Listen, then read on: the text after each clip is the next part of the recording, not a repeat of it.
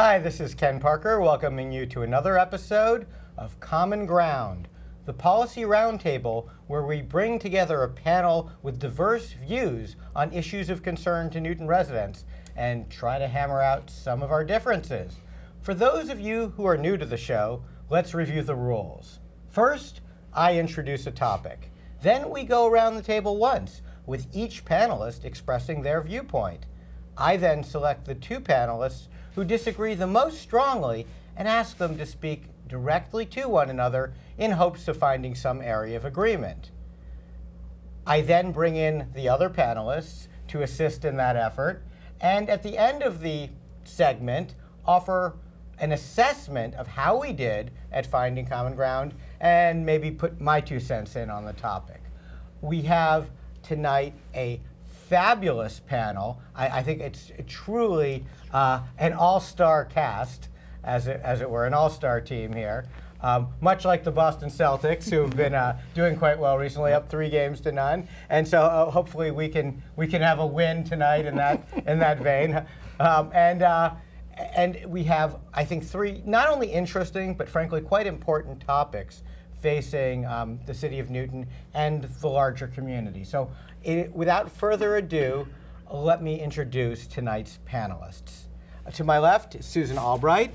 Welcome back on the show, Susan. Thank you very much. Susan, as I think most people who are active in the community know, served for a number of years as president of the city council. How many years were you president? 4. 4 years. And you've also chaired various committees, maybe public facilities at one point? Now I'm chair. Oh, you are now chair of public facilities. Yep. What else have you chaired over the years? Zoning and planning, community preservation, which doesn't exist anymore. Well, hopefully community preservation still Yeah, exists, it's not still- the committee, but. Definitely. And you worked professionally for was it for Tufts? Tufts University Medical School. Yep. And you're retired now? I am. So you have more time for fun activities Oh, like yeah. this and city government. Well, welcome back on the show. Thank you so much for joining. Oh, and also Councilor at Large from Ward 2. Yes. So we have Ward 2 is well represented here today because we also have Tariq Lucas. Hi, Ken. Welcome back, Tariq. Thank you. Thank Tariq you. is the other councilor at Large from Ward 2. Yes. We don't have the word councilor. We could have really gone for Next time. Yeah, Next time. he's been on, but Yeah. once I think. Yeah. But Tariq, you work for another one of the area schools. Yes, that's right. A lot of academic folks Yes, here. and it's a certain Ivy League school in Cambridge. Yes, Yes.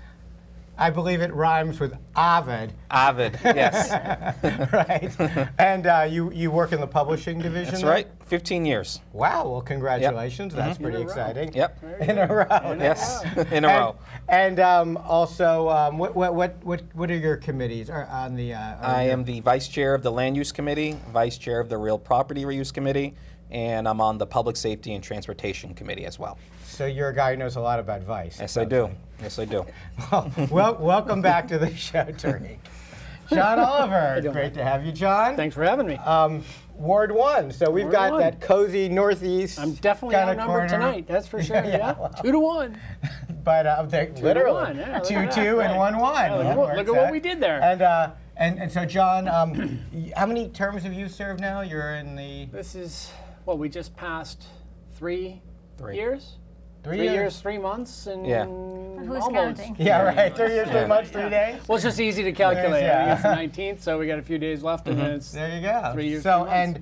and what are your chair? We're going to So talk I'm- later about yeah. a subcommittee that you chair. That But is what, true. Yep. What So else do you do? I'm on programs and services, which is really interesting, and I'm vice chair of ZAP.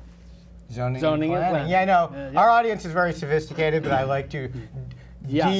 de-acronym It was things. the acronym thing again. Yeah, and also bingo. in the names too. People say, "Oh, and thus and so did this," and everyone around the table knows you're talking about the planning directors, but the audience Yeah. doesn't Right. necessarily. Correct. But anyway, and John, professionally, you are a Marketing consultant, easiest way to sum it up. okay. I dabble in all kinds of things, but marketing consultant Dark is arts, the other dark- sometimes. Yeah. Every other Tuesday. Okay, well it's good. It's good to have that on a schedule, though. at least, Absolutely. right? And we You know, should also mixing say, up. Yes. we should also say, right, congratulations, right? Well, you might. Okay. Tonight is a big night, Yeah. Well, you are correct, sir. You know, this is right? Yeah, Take some, yeah, I think this is it's a big deal, man. 20 years. 20 years. We've been doing this, and so Congrats. we did. It was, I was talking to Vicki Danberg on Sunday at Village Day and commenting that I knew she'd been on the council for 20 years because she was on the council at the same. She was elected in a special election in the spring, Yep. the same time we started the show. So it was technically, I think, late May, but this is our first show since it became 20 years. So it's like 20 years and a third of a month or something, and a few weeks. But I thought about having a cake here for it. Unfortunately, there are rules about having food and fire. I don't know what's wrong with the fire, but Oh, and speaking of important things that are going on, one other little announcement-y kind of thing. As folks know, Sunday was George E. Mansfield Day in the city of Newton. George Mansfield was a longtime member of the then Board of Aldermen, now called City Council. 32 years he served. I had the privilege of serving with him for 18 of those years, both together from Ward 6. And what a gentleman, what a terrific guy, and what a real loss to the city when he passed away this past year. And it's so funny because sometimes it's hard to get the city council to agree on things, and sometimes even when the city council agrees, the mayor doesn't necessarily agree. But when we suggested making it George Mansfield's day on Village Day, that was the easiest thing I think the council ever passed. Yeah. It was just unanimously in committee. The mayor was on board. It was just it went very smoothly. So I think that it's a testament to George that he's the kind of guy who. You could disagree with you, but and it was never personal. It was always, he was very detail oriented. He was always open-minded. You talk through the details of an issue, and I found more often than not, I learned something in that conversation, and every once in a while, he came around to my view. So it was always a good interaction. Yeah. But Good guy. you served with him for I did. for like A number of years. Yeah, probably. When were you first elected, Susan? 2003. So his last 6 years Yeah, probably. yep. Because I think it was 9 that he, 10, whatever. Yeah, 2009, the end of 2009. So that's 9 minus 3. Newton Public Schools education. Got that, 6 years. Right back to that. Yeah, no, it's Yep. we'll get to that. And second topic, I think, or is that our first topic? Without further ado, let's get into our topics. Now, how about that? Let's put the first one up on the screen. And if anyone remembers what it is, no. There we go. Come together right now, or as soon as is reasonably feasible.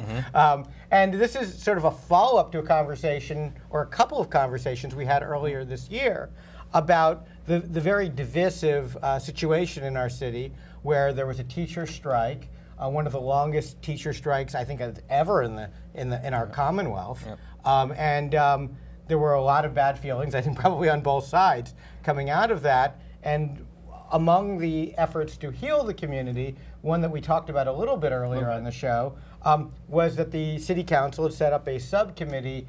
And since we have the chair of that subcommittee here, I'm going to get my wrist slapped. It's not a subcommittee. It's a working group, right? It's a WG, working group. It's a That's right, WG, yep. and if we use any more acronyms, though, okay? Right. It's a working group. So, John, you're the head of a working. How the heck is a working group going to make people feel better about this situation? Well, we're working on that part of the solution right there.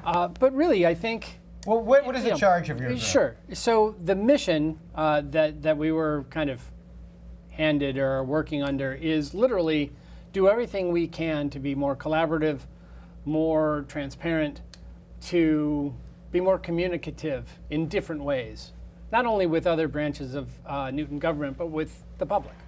So is the premise of this group, John, that if only people had understood city government more, there would either A, there wouldn't have been a teacher strike, or B, people would have been okay with it? If only that were the case. I think, one of the first things that we did is we opened up a survey.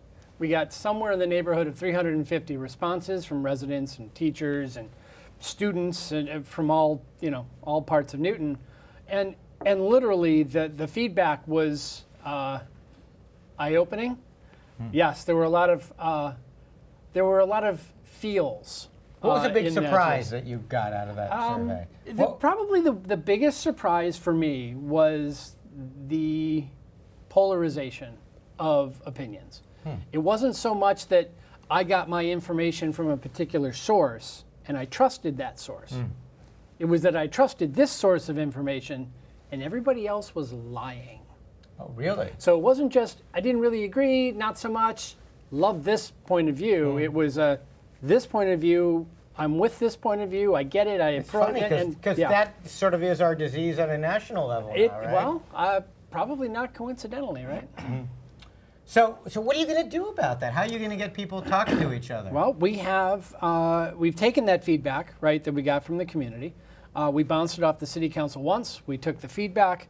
We now have a set of 7 recommendations that are going back to the council in a committee of the whole, or COW, if I can throw an acronym in there at the end of that. A COW? You can throw a COW into the works? Yeah, absolutely, whenever we can. Don't have a so cow. that'll show up at the Well, committee no, of the whole. you are going to apparently. Yes, we will. Clearly, clearly.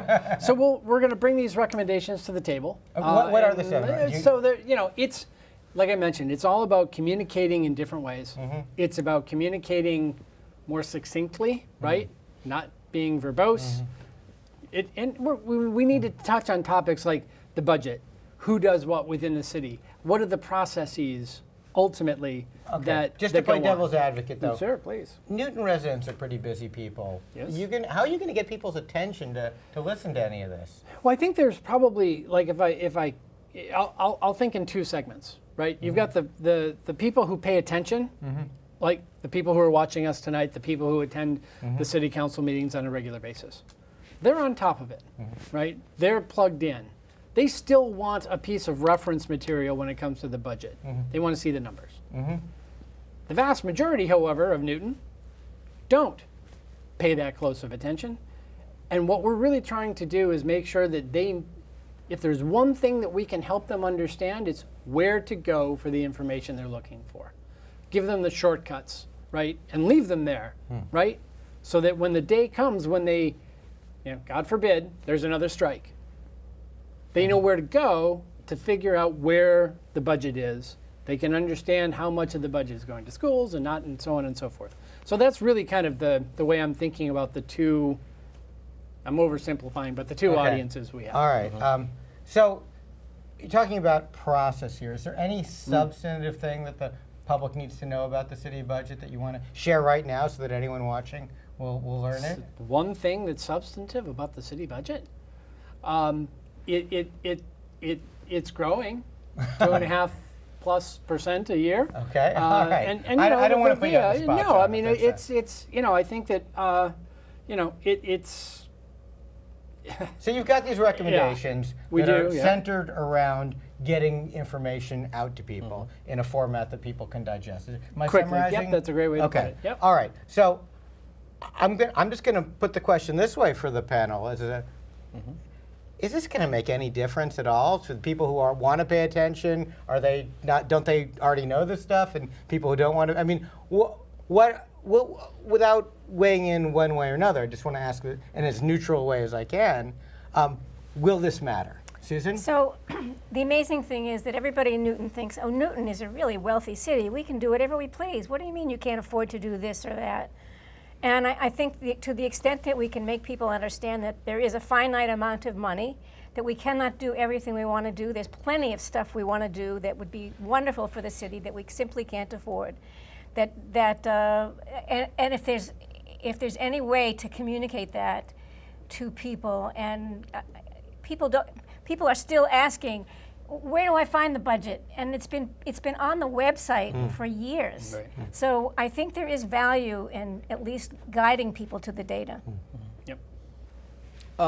Yeah, going off of what John said earlier about, and Susan, about finding the budget and shortcuts, I think there definitely should be a CWDG Okay, enough with the actor. webpage. Okay, what is CW? Community Dialogue Working Group. Community Dialogue Working. That's what you're sharing. Okay. There could possibly be, again, I'm just throwing out an idea, a web page for it, where you could find the recording of the meetings, the minutes.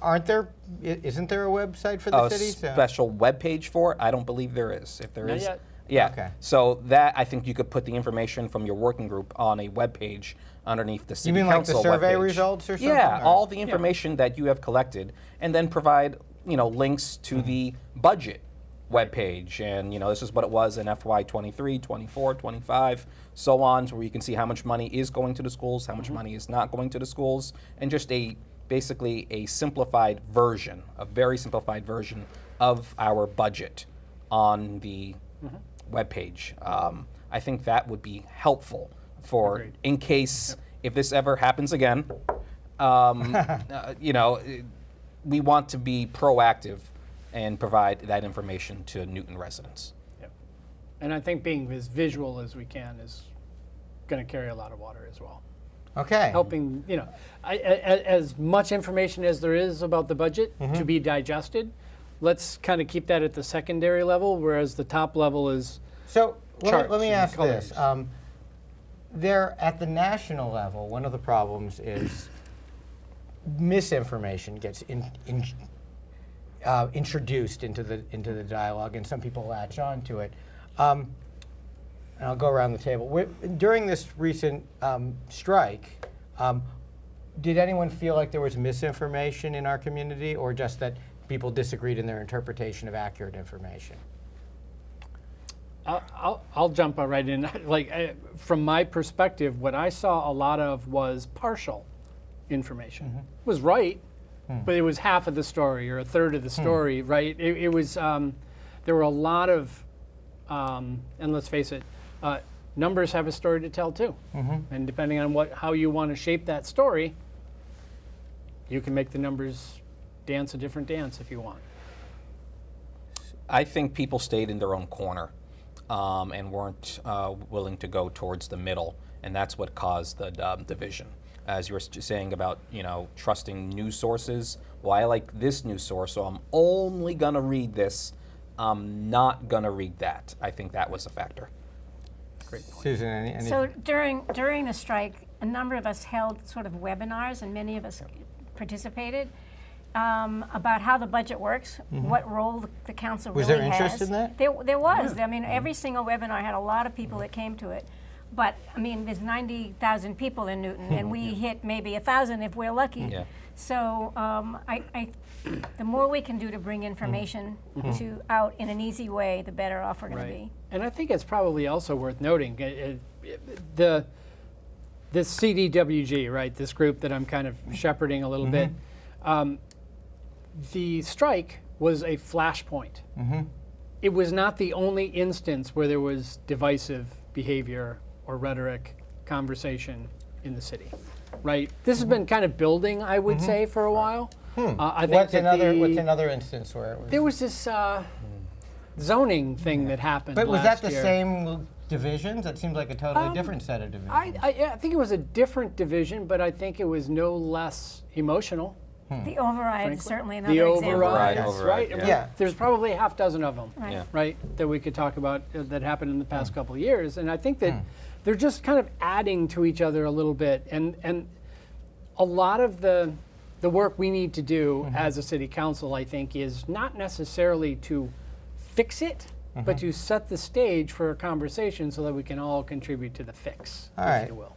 Well, it sounds like there's a lot of common ground on this. I'm going to just put in a couple of thoughts.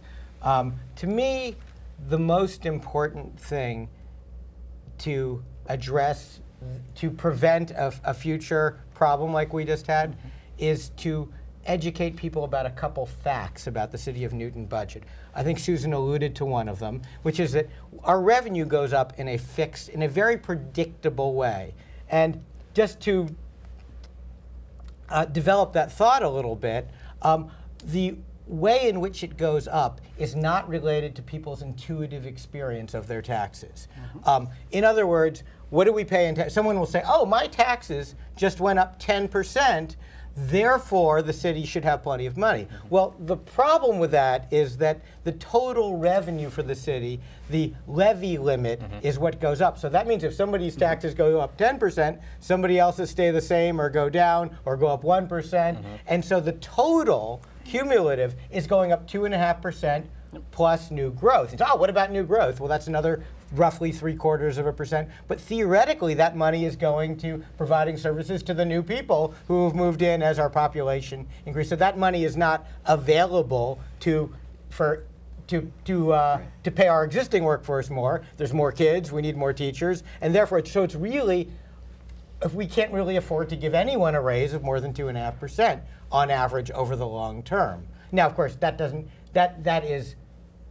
mean you can't have step increases, but the cumulative salary of a particular position can only go up the rate of our revenue inflation.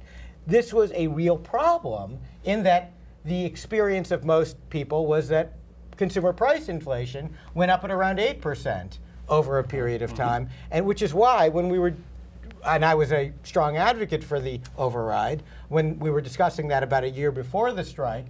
My point was, look,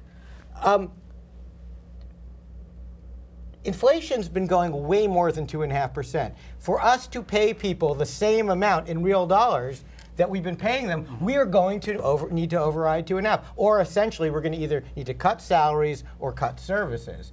And to me, it was totally predictable that we wouldn't be able to give our employees a percentage increase that would keep their salaries effectively steady. I mean, you weren't going to give people an 8% raise, but you would have needed a much bigger raise than 2.5% to have them keep up with inflation.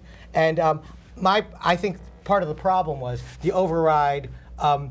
People want to sell the override as we're going to do something extra and new and better to motivate people to vote for it. And I think the next override campaign has to be a little more honest about what we're really doing. Yes, it is to give people a raise to keep them even with inflation. And I think people are fairly generous in Newton, and I think that would actually have passed, as opposed to the one that didn't pass. Because I think people try to get too cute about things. That's one substantive thing that I think people need to understand. The second is, I guess I disagree with the panel to the extent when I asked the question, was there misinformation? I think there was at least one item that, taken out of context, became very inflammatory misinformation, which is the concept of free cash. And people say, oh, there's $50 million of free cash, and they threw around ARPA funds and some other numbers that were one-time funds. But free cash isn't even one-time funds. What people don't understand about free cash is it's neither free nor is it cash. It is unallocated fund balance. And it's what we use to fund our capital improvement program. So basically what it means is that we always budget one number, and then at the end of the year, there's some money that isn't spent. But that goes into a 5-year planning document, which is prioritized to fix stuff like patch roofs and fix streets. And so people think, oh, this is extra money. No, we build free cash into our operating budget. It is the money that will be used for capital stuff. It's not extra that we can then go give people raises with or anything else. And I think there were a lot of, frankly, very smart, educated people, including a number of teachers in the city, who thought the mayor could use free cash to fund raises. And it's just absolutely not true. So, I mean, I almost feel like we should rename it that. I think the accountants call it that, but rename it from free cash. But if we're going to call it free cash, it's got to come with an explanation every time. And I think it was weaponized in the sense that people created there were emails going around saying, the mayor has all this free, and it was and frankly, it was very hostile towards the mayor in a way that beyond what she could control, and it would have been very irresponsible for the mayor to try to allocate one-time funds, even one-time COVID funds for an ongoing expenditure that gets built into the base of the budget like salary. Anyway. Can I raise one other thing that we forgot to talk about, and that is the pension obligation that we're funding at. It used to be at an increase every year of 9.6%. Now it's 6.6%. But that has to, in 8 years, it'll be all over. It'll be done. It'll be funded. But and that was a campaign event issue maybe many years ago. You have to fund that pension. Well, the other part that we're not funding as well is what they call OPEB. I'm using an acronym for Other Post-Employment Benefits, which is the health care liability for our retirees we're generating, which is like $1 billion liability, and that is not being funded on an actuarial basis. Little bit. A tiny bit, but we're not catching up. The state made us fund the pensions by 27, I think, was the... Well, by 2040 is the year. 20, they pushed it back. They pushed it back several times to fully fund fund it. It was originally supposed to be by 2027, I think. But of course, yeah. So that was something that people didn't know about, that, and they weren't aware of, Great that's an point. obligation that we have to fulfill. And a big line item in the budget. Right. And a Yeah. huge line item in the Right. budget. And there's more things that aren't being done that should be in that vein. Arguably. Anyway, I think this is I hope that folks watching will at least take something away, that the budget process, doesn't have quite the magic to, we don't, the city of Newton isn't like, can't borrow money other than for capital projects through bonding. And so we're not in the same kind of a situation that even the federal government is in, frankly, where they can deficit Yeah. spend. We cannot print money. Yes, We cannot do it. without going to jail. Well, true. Yeah. Legally. Yeah. Good point. Good point. Yeah, the Very basement of good City point. Hall, they were Yep. doing a great job of that Yeah. for a while. No. Anyway, the next topic. Let's go to topic number 2, shall we? Nixing nicotine. See what I did there? Yeah. I Okay. did. Yeah, that's good. Yeah. Okay, thank you. That took about 15 minutes to come alive to me. No, I was like, tobacco, what, anything rhyme with tobacco? Man, it was very difficult. Anyway. Toppling tobacco. What? Toppling tobacco. Toppling tobacco? I don't know. That Tackling. sounds good. Tackling. Tackling. Tackling. Yeah, anyway, so Toppling. There we go. tackling tobacco, yeah, it's anyway, this is generally an issue that's near and dear to my heart. When I was first on the city council in the before times, back when we had stone tools, I was elected in 91, so this is 92, 93. The first big project I worked on was the Smoke-Free Newton Ordinance, and that was where we banned smoking in public places, including restaurants, including City Hall, where it was previously allowed when I was first elected. And we prohibited tobacco vending machines, and we required stores to have tobacco sales permits that they would lose if they were caught selling to minors.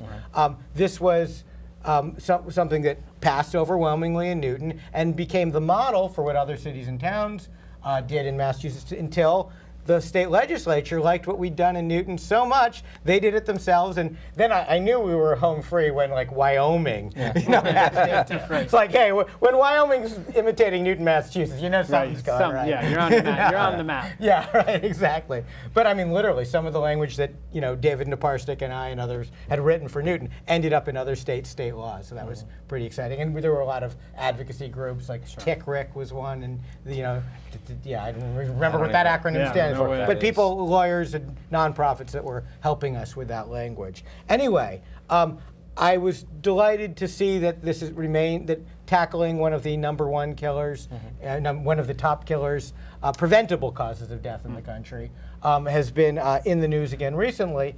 And I know Brookline did something to try to phase out the sale of tobacco products. Yep. Your former hometown, Tariq, Yes, right? that's right. I am very proud of them. Okay. Brookline also, even in the 90s, was on the forefront. I as still well, remember yeah. those signs on the on the store windows. Smoke-free Brookline. Right. Yeah. No, that's Yeah. They're almost as cool as Newton. Anyway. Almost. And when cool, almost. I mean COOL, not with a K, by the way. Oh, good one. Good one. Anyway, Good one. So Susan, I understand that you have proposed and are leading an effort to adopt a total phase out of the sale of tobacco products in the city of Newton. So can you tell us a little bit about that, and then we'll see what folks around the table are think about it. So Brookline actually passed a bylaw that there would be no more sales of tobacco to people as they turn 21, starting for them it was in the year 2000. So it's phasing out, so people who are born after the year 2000 cannot buy tobacco products in Brookline, period. Exactly. And So that means 30 years from now, that means a 55-year-old will not be able to buy tobacco products in Brookline, but a 56-year-old will. No. And they decided to do it that way because they knew that the convenience stores make a lot of their money from selling tobacco to the population at large, and it would be unfair to just cut it off for everybody all at once, and besides it'd be very difficult for everybody to cut it off. So they went with this approach to start when people turn 21, they can no longer buy tobacco. It cannot be sold to them. And they were taken to court, and back in March, the court ruled The highest court in the state. The Supreme Judicial Court Yep. ruled in their favor. In the town of Brookline's favor, so they can, in fact, phase out the sale of what is, everyone always said, oh, it's a legal product, but it won't be anymore, at least in No, Brookline. No. And so I docketed it, and I think you're Yep. a co-docketer. Yep. I'm not sure if you co-docketed I'm it not or sure not. either. I don't remember. Yeah. Anyway. But a number of us co-docketed it, and it went before Programs and Services to a sort of mild, tepid response, I would say. Yeah, I think that's a fair characterization of that night. I think that there was. Well, Sorry. yeah, just to understand what the proposal is before we Okay, get of into course. what the response was. So the proposal actually is, in Newton, anybody born after January 1, 2004, they could So my son, who was born in 2007, and my daughter, who was born in 2016, could never purchase tobacco products. That's until- right. So- not that they would ever want to, No. or they would be disowned. Yeah. So it's illegal to sell to minors now, and it will be illegal to sell to them as they turn 21. So but even once they're 21, even when they're no longer minors, you won't be able to sell tobacco That's products. exactly right. Right now, what is the age to buy tobacco products? You have to be 21. Okay. So that won't change. So people who are not able to buy tobacco products now will never be able to buy tobacco When products. they turn until 21. In Okay, Newton. in Newton, Newton. or Brookline, or somewhere. And from what I understand, there's other communities that are Yeah, looking at. I brought you the list of the ones that have Why, passed thank it so you. far. Winchester, Malden, Stoneham, Wakefield, Melrose have already approved it. Chelsea's Board of Health is considering it, and tonight the town of Reading is voting on it. Oh. I believe if you get Reading, then you have all 4 railroads, and then you can charge extra rent. Is it $200 when you land on it? Sure. You need to get Reading. It's very important. Oh, God, why didn't I call them?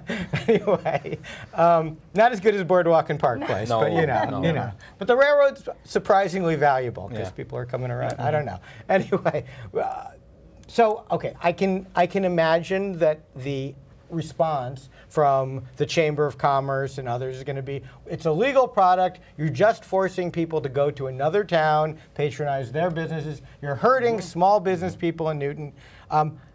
What's the response to that argument? Well, the response, and the other thing that people say is that why are you banning the substance which is perfectly legal and other people can use it?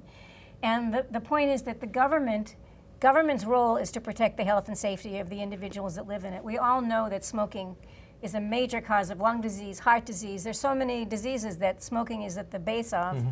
And the government does this all the time. You can't burn leaves in Newton because of the particles that it puts into the air. The government just banned 4 substances that you can no longer put into food that cause dough to rise. And the government does this all the time to protect the health and safety of its residents and citizens. So, But what about the argument? I can understand if someone was saying it's total ban, but shouldn't the FDA be doing that? Shouldn't that be done federally? Because otherwise, you're just having people cross state lines, or in this case, cross over into Waltham to buy their Right, smokes. right. Yeah. What's the response to the argument that you're just hurting that shop in West Newton because someone can just cross the line into Waltham, or Well- you're hurting the place in Nonantum because they'll just cross over into Watertown to buy it? Yep. Well, it's a difficult response, but we've got to convince Watertown, Waltham, and Needham, and Boston, and all of our surrounding communities to join and get on the bandwagon and do the same thing, because they have a point. They can go across the Charles River and buy the cigarettes.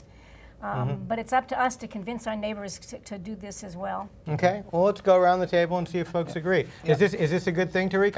I think I heard you say you co-sponsored it, so I think I know where you're going. I with think this is a good start, and kind of like what you said earlier when you were on the board back in the '90s, when you helped ban smoking in indoor restaurants and public places. Eventually, the state passed it. Right? It is a state law.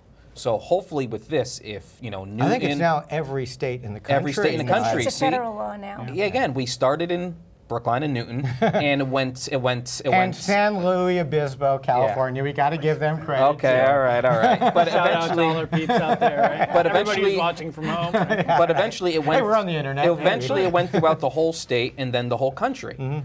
Hopefully we can do that with this, and that's what I'm hoping for. Is that if Brookline and Newton pass it, as what Susan said, Wellesley and Needham and Boston can pass it, and if that's the case, well, along with the other cities and towns that passed it, that will get the state's attention, and then maybe we could phase it out across the whole state, and then people will just go to New Hampshire. That'll okay. Yeah, because they're going to live free and then die. Yeah, that's right. Yes. Of cancer. That's right. No, So- but I mean, seriously, what about the tobacco growing states? You really think this would become national? Think South Carolina is going to ban the sale of tobacco? I can't speak for South Carolina. I really can't. I don't know what the politics are like in that state when it comes to tobacco. My guess is, South Carolina, North Carolina, Tennessee, down there, tobacco is more prevalent. But as we've seen, when you look at number of adults who smoke in the U.S., every year that number goes down and down and down and down. So we are already slowly phasing it out. But this is another way to speed up that Aren't process. people just, isn't there an element of people switching from smoking to vaping? Isn't there a lot of, Vaping is very the smoking dangerous. rates have gone way down, Yeah. but Vaping is up, the yeah. tobacco use rates, have they also gone down that much, or are people just switching over to vaping? I think vaping is more popular amongst younger people. And I know Massachusetts has already banned flavored vape for tobacco. So, this is just another one where we are trying to limit the amount of tobacco use in Massachusetts. And I think this is a very good start. Okay, thank you, Tariq. John, you said you're not sure if you're co-sponsoring. Is it because you're not sure if you think it deserves your support, or because you just haven't, you missed the piece of paper going around or the email? There are several folks on City Council. I'm one of them. I'm not a big fan of the ban. I think that, Doesn't it matter what you're banning? of course it matters. I was Like just going to say, we look, ban like, rape and murder, right? Well, Those are good- yes, there's yes, lots of things that we. I'm going to call that a little bit different, but yes, No, absolutely. but I mean, There's the this, government makes judgment calls, Absolutely. right? This is And, this is okay. This is not okay. Councilor Albright brought up, she said it very well. Like, the role of government is to make sure that we are being protective, of our people. And I think that, some of the arguments that we're getting emails about on a regular basis, perhaps not as frequently as some other topics over the past couple of days, but certainly received a lot of emails. People are talking about, well, so you're gonna ban the sale of nicotine products, but you can go and buy alcohol, and you can go and buy Hot now. cannabis, and Yeah. you can, and interesting. We're kind of going in opposite directions in some of these cases, and I'll those say. arguments do hold water for me. And I'll also add that, and I think I said this at Programs and Services that night. Tobacco, nicotine has. I've never heard of a benefit to anyone ever of nicotine.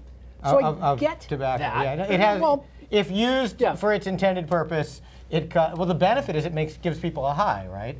I mean, it makes people feel Fair good, enough, but I which mean, is it's similar it's to the also- benefit to cannabis. Well, right? they're directionally in the same play or going in the same direction, but I also think that. What, you think you get a better high? Is that what you're Well, going at? I don't know. Is this I've never personal inhaled. I experience? don't know. I've never inhaled. For me, this is going to come down to, and I will honestly say I'm conflicted about this. I don't know which way I'm going to end up going with this in terms of my vote, because I do understand both perspectives. Okay, well, this is a perfect opportunity to use our format. Susan's the lead sponsor of this. Talk to John. Tell him why he should be on board with this. Well, the most important reason to be on board with it is, as we both of us just talked about, is protecting the health and safety of our population. And there is just no evidence that is against smoking causes disease and causes death. And marijuana, to my knowledge, has not yet been proven to cause disease or death.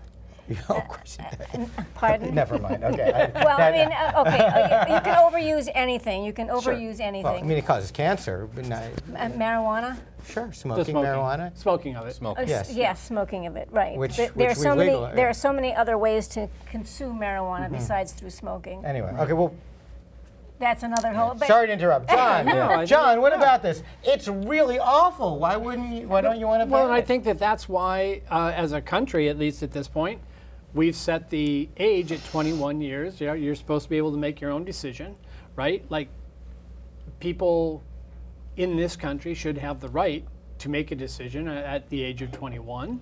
I want to smoke. I don't want to smoke. and I think that carries through. I think that's an important.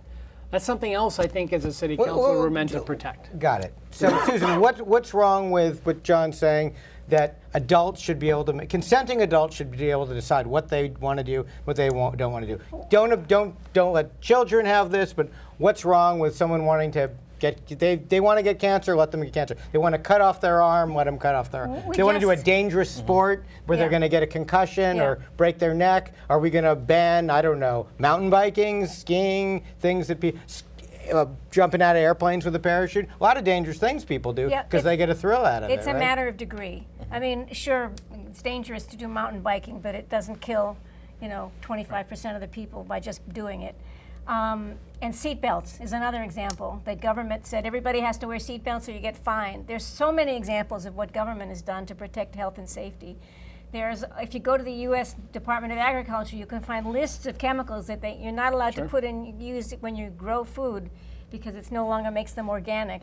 So this is the role of government, is protecting health and safety. Agreed. And I hope that you'll help do that. And then also let's not forget secondhand smoke, something that we didn't even say. How many people, hold on a second, because that's something we were very concerned about in the Smoke-Free Newton. There you go. But what's wrong with, if you ban tobacco products, you're banning the incredibly disgusting chewing tobacco, and also vaping, neither of which necessarily has secondhand smoke associated with it. Secondhand disgustingness, yes. Yeah. But I mean, I'm so biased on this. But anyway, Really, I didn't pick up on that. but just to play devil's advocate. Why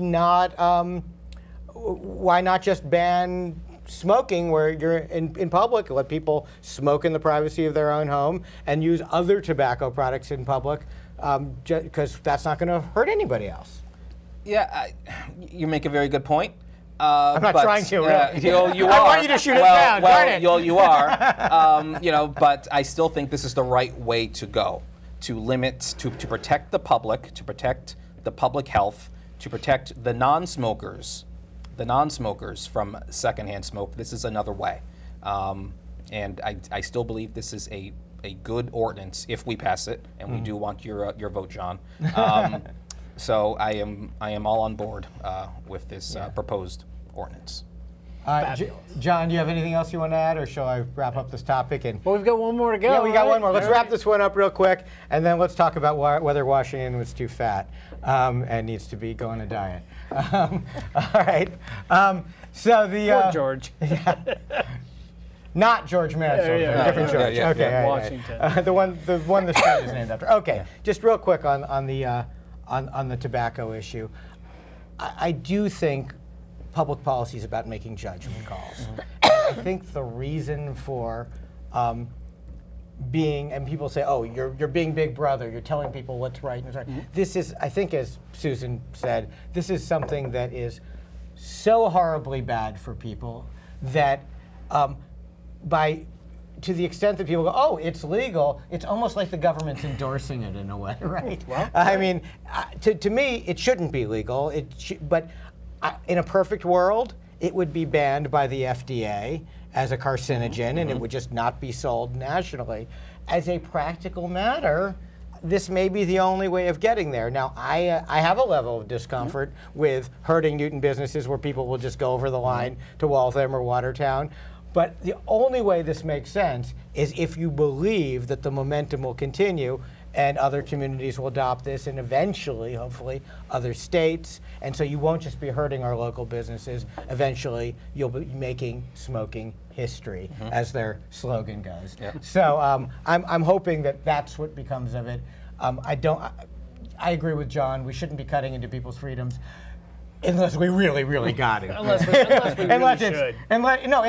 It's a judgment call, right? Things like we let people do a lot of stupid, reckless things. We let people do things that are hurtful to other people, like free speech. Yep. We let people say horrible things to one another, but we don't let them punch each other in the nose. Correct. We draw a line somewhere, right? Again, that's judgment call. Yeah, that's what government's about. And my judgment is that this is probably the direction we should go, but it is an issue with two sides to it. Yep. The third topic, and I know we have a little bit of disagreement at the table, so I'm really excited to get into this. So we've let me put this in context. we've had a number of development proposals approved in the city in recent years, some along Washington Street. And we've had some zoning changes, one set of which is associated with a state law called the MBTA Communities Act. Everyone knows it. That's an acronym I can use. Everybody knows what the MBTA is. That is allowing some denser development in some of our village centers. So one might logically assume, there's going to be more people. People in Newton tend to drive, and there's going to be more cars on the road. So we're going to need more road capacity. And this counterintuitive proposal has come up where we're going to take one of our major east-west corridors, Washington Street, and on an experimental basis at least, on a pilot basis, reduce it from 4 travel lanes to 2 travel lanes and some bike lanes along the side. Yes, we have, and not all of Washington Street, not all the way to Newton Corner, but going from Lowell Ave. So just by way of, so people can think about this, here's Walnut Street going up right through this is Newtonville Square here. You going right through the middle of the city. There's like Le Deux Thai Eatery. You know where we are here, right? I can always see my house from here. Okay, yeah. Can you see Russia from your house though? Yeah, right. Sorry, that's an old reference. Okay, so 1 block west of Walnut is Lowell Ave. So then starting there, now this is all 4 lanes here. That's going to stay 4 lanes during the pilot. And what the city council would like to do is make, and I say would like to because it passed overwhelmingly, I think, make all this 2 lanes to here, but just as an experiment to see how it works, as I understand it. And this is current 4 lanes, and this is future 2 lanes, I guess. And this is a shared use bike path over here. So my question, and I'll go around the table, is does it make any sense to reduce our road capacity in a time of increasing demand? And people, I'm sure all of you as elected officials have gotten some of the same calls that I've gotten, like, traffic is getting terrible in Newton, or not just calls, but like family members, everybody else, right? Is this the direction we want to go? Tariq, I'll let you start. John started one, Susan started. Your turn. Oh, I get to go first. Yes. Oh. So I agree with the pilot in principle. I do. This is something that I had a conversation with the head of Bike Newton several years ago, before the pilot was even a thought. That what if we were to do Lowell to Chestnut, because there are no traffic lights right now. There are no cross streets going over the pike in between Lowell and Chestnut. It is that roadway in the red up there doubles as the roadway for the Indy 500. Cars do, go ridiculous speeds, and this is a way to slow down cars, also by reducing the roadway width to allow potentially plantings and permanent trees. Okay, wait a second. You're getting me confused here, because as I recall, Tariq, you voted against it. I did vote against it. Why did you vote against it? Why did I vote against it? So you sound like the biggest advocate for it. Yes, I voted against it because I had, and like John, we'll probably go into more detail, I have concerns about the process and how we are going to use the data. Okay. Those were my objections. Do you recall how much we're spending on this? The ARPA allocation is $2.7 million. And ARPA meaning? Oh, I'm sorry, it's an acronym, American Rescue Plan Act, or as I call it, Biden bucks. This is the COVID money, essentially. The COVID money. Stimulus funds. Yeah, that we received in 2021. And so we're spending how much of our COVID money on this? $2.77 million. So, and that's in addition to the $500,000 we'd already spent. We had already spent for the design, I believe. Yes. Which Emily Norton at this table railed against a few years ago. So I had those were my objections. I also objected to using ARPA funds for this. I think we should have found a different funding source, because we, the city council, have very little say in the ARPA and how it's spent. So those were my objections. This is very So you think complex. this is a good thing to do, but you don't like the data process, analysis, yes. and you don't think it's being funded the right way. Correct. John, you think this is a good thing to do, first of all? I think that the similar to what Tariq just said, yes. I think that some of the outcomes that we're after on Washington make sense. Who doesn't want safer roads? Like that makes sense, and we're going to measure for that. My biggest concern, and the reason I voted no emphatically on this pilot, we're supposed to be at 75% designed. 75% of what we're going to do should be defined and on paper somewhere. Well, it wasn't until several of us, and I'm gonna butcher the date, so I'm gonna say sometime in May. I think it was May. Last month. Last month. Yeah, it was Yeah. a month, maybe a little over a month ago. Started to ask some questions around, well, what's the budget? What's been spent? When did this Where's it- pass? This not month. that This long month. ago, Just a couple within the Yeah. last. 2 weeks. Yeah. 2 weeks Okay. ago, I Yeah. think is right. Okay. Yes. And there were some serious gaps in the understanding of not only what the budget was, but how it was being funded, where the money was going, what had been spent, what was being measured, how was it being measured, how is that data going to translate into findings. And, as a pilot, if we're meant to be making changes throughout the course of the pilot to optimize the study, well, what are we going to optimize that against if we don't know what data we're actually collecting? That's where I'm hanging my hat. That's why I was So a you're hard concerned no. about the 75% drawings not being available and criteria that would be looked at not having been developed? Right, and to put a finer point on it, one of my biggest concerns is, let's say we improve the safety on Washington Street. Let's say that gets better.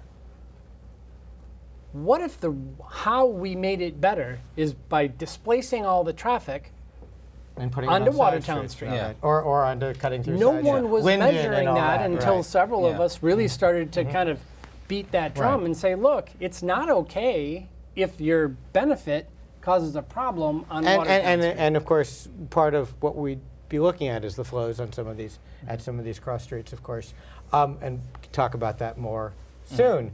But first, it's Susan's turn. Okay, Susan, we know you voted for it. They voted against it, and they like it. So you must really, really like this. Yeah, I mean, this grew out of, maybe you're thinking about this because Emily railed against the Washington Street vision planning. That was $500,000, and we also had $500,000. Oh, maybe I'm which is- confusing it with another. It's another $500,000. $500,000 to pay the $500,000 here, designers. $500,000 there. So it adds up to little money. Yeah, I've heard that before. Right. So we have plenty of roads major roads in Newton, Commonwealth Avenue and Beacon Street being similar to this, that are 2-lane highways, and they carry many more cars than Washington Street carries. So we know it can be done. 2-lane highways. We're using that. one? Roadways. No, I'm they're sorry. not highways. I live on one. I live on Walnut Street, Yes. so I can see what you mean by 2-lane highway. Yes, sometimes. yeah, they're roadways. And the 75% design, I think, it didn't, I don't think it met your standards, but the planning, it did not meet your standards. You voted against it. But I think the planning department felt like it had enough data to move to the actual design, the final design. I lost my train of thought. Sorry. So, but fundamentally, you think it's a good idea to make the 4-lane roadway a 2-lane roadway? I absolutely, if you've ever tried to cross Washington Street, it's impossible as a pedestrian because the people are going so fast, 40, 50 miles an hour. And let me ask you this. It's a pilot. What happens if the results of the pilot are that this was not a success? Are there funds budgeted or allocated from ARPA or anywhere else to change it back? So the nice thing about a pilot is that it's all, did you coin it? Somebody coined it, it's all paint and plastic. Yeah. Okay. So it'll be very easy So to put this it is back. not. We're not talking about, because I've seen these pictures where they've got planted. There will be things- plantings, but the plantings are along the turnpike. I don't think anybody's going to object to the Oh, okay. plantings along So the the plantings turnpike. are not part of the pilot. They're They permanent. are part of the They are, pilot, and they can We're stay not. there. We're not piloting them. I was gonna No, say. We can keep. exactly. Okay. We can keep that. So in other words, changing it back. Changing it back is not going to be a big expense. Exactly. If it's just, okay. It's Well, all that- it's all temporary materials. It's paint, plastic, signs. We're not moving the earth. We're not moving curbs. Okay. There is one aspect of it, though, that I also took exception with, because if we went back and we scoured the presentation that it was just on the screen behind you, one of the other attributes of this that, again, I'm not necessarily for or against this, but I was really surprised to hear that we intend to lower the speed limit on Washington Street to 25 miles an hour. Nobody's talking about that. That's That was low. not Like in that Walnut deck. is 30, Beacon is 30, Yep. Dedham is 30. That's And- surprising. And one of the reasons we can't. I happen as a to know this city- because my son's learning to drive now, so Oh my I'm God. very aware of every speed limit. That in the little city. baby's learning to drive. Isn't that crazy? 17. I know. God. Time flies when you're having fun, right? Right. Amen. But And I think so. The reason, right, that I wanted to bring it up is the city doesn't have control over that. We can't It's just a state, arbitrarily. I It's a see. state thing. So we have to. and it's part of Route 16, which is a state highway. Absolutely. No, So- that isn't well, 16. No, that's That goes that up part- Watertown Street. I Watertown think. Street Or is Watertown, 16. right. Behind it. Okay, so the Yeah. part of Washington that's true. Right. That's Yeah. over by the hospital. Yeah. It's Yeah. a different. Yeah. Okay. Yep. So I'm going to put a couple. It sounds like you guys all think this is the best thing since sliced bread, except No. no. I think the outcomes could be great. the idea of Yeah. going to 2 lanes, Yeah. and that's what I'm focused on, The idea. not the process. Can I Yeah. just say before you conclude, the complaints that they had made some good differences. I think so. that the planning department will be collecting more data. They'll be collecting cross-street data. So there will be good data because of the complaints that you guys raised. Concerns. Concerns, yes. Well, the issues that have been raised have been productively incorporated into the process, right? Yeah, no, I mean, it sounds like the process has been improved by as often happens on the city council, by thoughtful input in that way. Let me go to actually, Aidan, can you flip to the next slide, please? All right, so were we still on this calendar? Yes.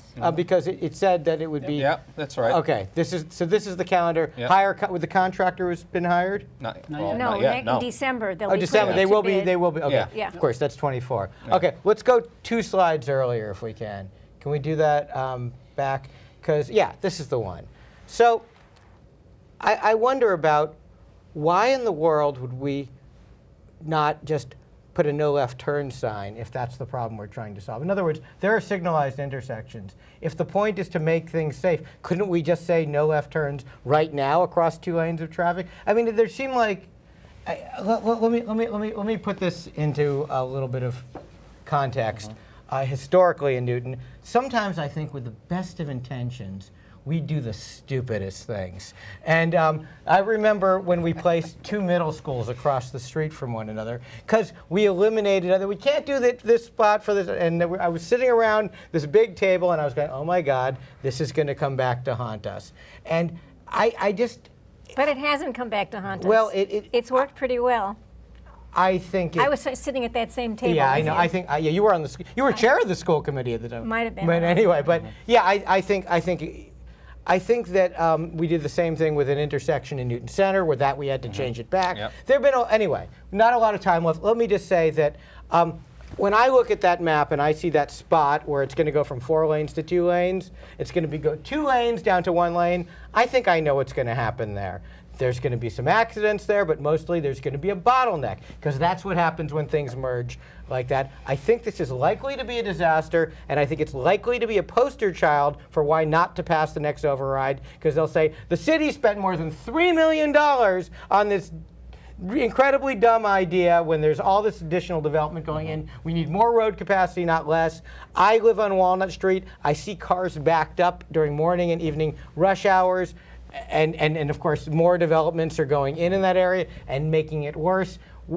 I cannot imagine that with the additional development, we're not going to have massive traffic jams in this area, and people are going to demand that it go back to where it was. So there's a turning lane for almost every left turn, except 2 streets. Sure. Everything else has a turning Yeah, lane. no, but I'm talking about the travel lanes is what I'm saying. I hope I'm wrong about this. Me I too. hope, but I see this as one of the things where we're asked a few years from now, what the heck were these people thinking? Anyway, thank you very much for being on the show, Susan. Thank you, Tariq. Ken.